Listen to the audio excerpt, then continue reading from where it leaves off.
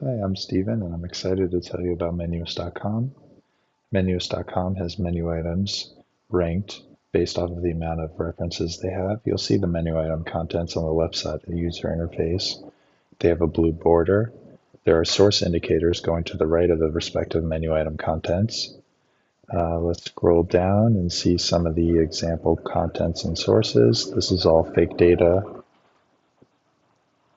You can click a respective description to have it enlarged so you could see the rest of it, and you could click it again to collapse it.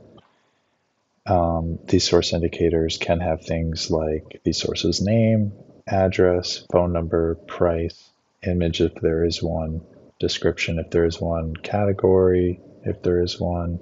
These three blue vertical dots will be displayed if there are multiple images, and you could click it to see the multiple images. You could click an image to enlarge the image, and you can click the source's name to go to the respective source's profile/menu page. And you could click the address to go to the respective address. Scrolling down to see more examples. So this is all just fake data. I have just been doing testing. I'm about to start collecting real world data.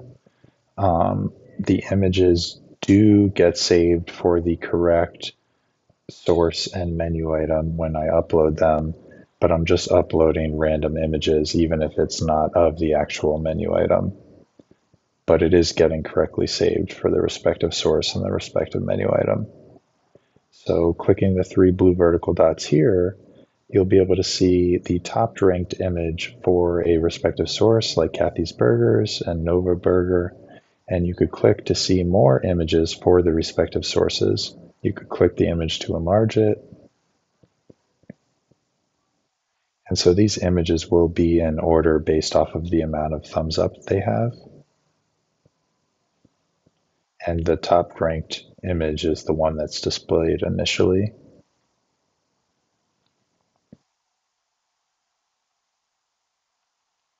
So you can sort the source indicators based off of price, based off of distance from your location, alphabetically using source names, using the amount of thumbs up a source has, and using the amount of thumbs up an image has. You can filter based off of whether or not a source is open.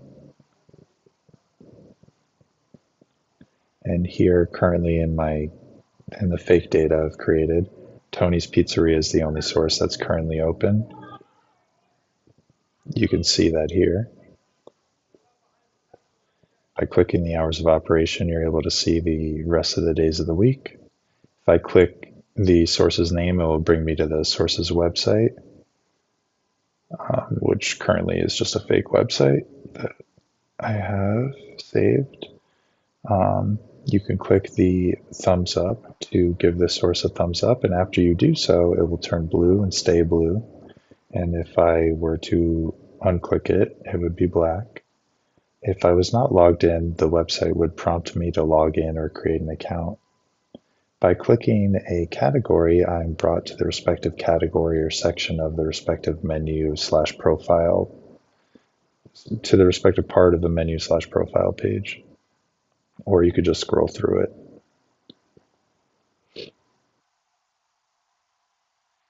The user can remove the filter if they like.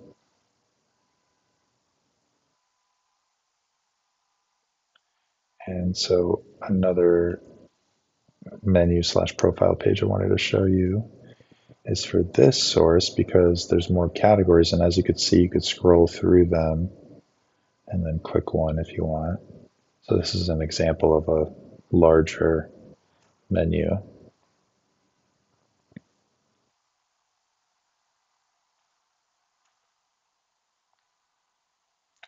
So you could do a search for pizza, for example, and after searching pizza, any menu item that has pizza in the name or has a category that has pizza in it is identified, as well as any menu item that has pizza in a description would also be identified. If the user is not familiar with a particular menu item, they can click it and Menuest AI will tell them about it. Currently, we're using GPT-4o-mini, and you can ask follow-up questions if you like.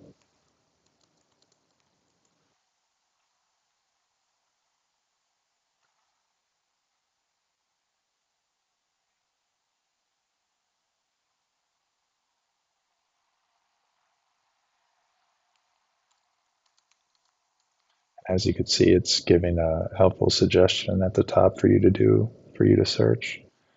Um, so Menuest AI knows pretty much everything about Menuest.com, so you could ask it to tell you pretty much anything, and it will try to guide the user on how to use the website, as well as giving the user examples to search. Um, One of my favorite features is if you misspell something. So here I'm going to purposely misspell pizza and then try to execute a search. And because nothing was identified, Menuest AI is going to give me a search to do instead of what I typed in. And it correctly spelled pizza this time. And it tells me, how to use the website better. And as you could see, what it typed in is the same color purple as AI is, and the same color purple as Menuest AI. And you could also get to it just by going to Menuest AI at the bottom there. You can click the help button, and here a source can become an admin for a source that's already on our website, or can get added to our website by contacting us directly. But if they're already on our website, they can enter the number at the end of the URL for their respective menu/profile page. And after they do that, the phone number we have listed for them will be called, and a 6-digit code will be provided. And after they provide that code and hit this button to submit it, they will then become an admin for that particular source and will be able to access the admin dashboard where they could add, edit, or remove anything like menu items, prices, websites, hours of operation, phone number, anything that we have in our database. And another search that the user might do is for burger. If they want a cheeseburger or hamburger, and again, you can of course sort these source indicators. Um, the user might search for Italian. And so here you can see, because Italian is in the description, this tiramisu is identified. And again, you could click the description to see the rest of it or collapse it. You can click the category that's displayed to execute a search. So I clicked dessert. Now it executed a search for dessert. And maybe you want to go to a specific restaurant. You could search, as long as you search the entire and exact source name, then all of the source's menu items will be identified. As you can see here, menu item X was identified for Valentino's Italian Cuisine. Also, this menu item was identified because Valentino's Italian Cuisine is in the description. And similarly, if it was in the menu item name or has a category like here, then it would be identified as well. So another search you might do is, I want pizza in NYC.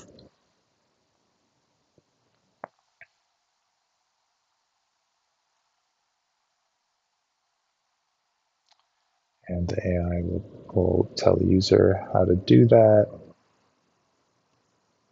And I could just make it automatically search pizza, for example, but I like Menuest AI telling the user how to use the website and guiding the user a little bit. So currently I have the website set up. If you go to the home page and you're not logged in, then it's going to just use San Francisco, which will be typed in here like this. And this would be the filter like you saw at the beginning of the video. But if a user is logged in and they go to the home page, so if I click Menuest to go to the home page, I'm logged in. So now it's going to use the default that you have set, which I have as San Francisco City Hall. This latitude and longitude, it's going to use 7 miles from that latitude and longitude. And because I only have the latitude and longitude entered for certain random sources, because I was doing testing, these are the only sources that come up. But if I search, but if I do San Francisco CA here and apply the filter, now these other sources are going to be displayed because they don't have latitude and longitude saved in the database. So there's more. So this is what you saw when we originally went to the website, and this is what a user that goes to the website that's not logged in would see right this second if they go to the home page. But I like that the user can change their default. So maybe they're moving right by Yankee Stadium, but they don't want to give us their real address. So they save Yankee Stadium as their default. And now Yankee Stadium is saved as their default. And I have one source with an address as Yankee Stadium or close to it, I believe. And so this source is appearing because now we're filtering within 7 miles of the Yankee Stadium latitude and longitude. And if the user goes to the user's profile, you will see the sources you've given a thumbs up, the images you've given a thumbs up, and your uploaded images. You could click one of these links to go to the respective section in your profile. And here you could see you could delete images or delete your account. You can click the hours of operation to see the other days of the week. You can click the address to have Google Maps show you about that address, show you a map of the address. And you can, of course, click the website or the URL to go to the website. And you can click the images to enlarge them. So this section is the images you've given a thumbs up. So if I remove a thumbs up, then the card disappears. If I add a thumbs up, then the card appears. And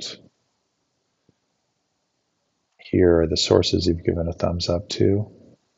So if I go to Pizza Palace and remove the thumbs up, and now go back to my profile, Pizza Palace is gone.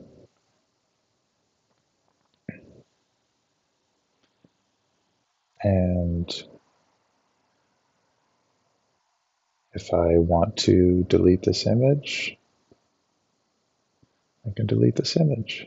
So the user is in complete control. They could delete any images, they could delete their profile, anything they want. And if the user knows that maybe they're going to Yankee Stadium tomorrow and they want to search sources there, they could search 1 to 100 miles.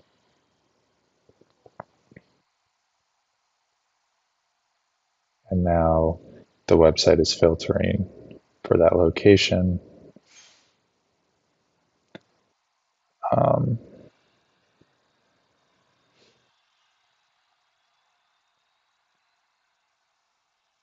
And so there's a lot more exciting things that I would love to tell you about. I'm going to do another video that's in regard to the administrative dashboard, especially the AI features therein. And I would love to talk to you more about this. I really appreciate your time, and I hope to hear from you soon. Thanks, and have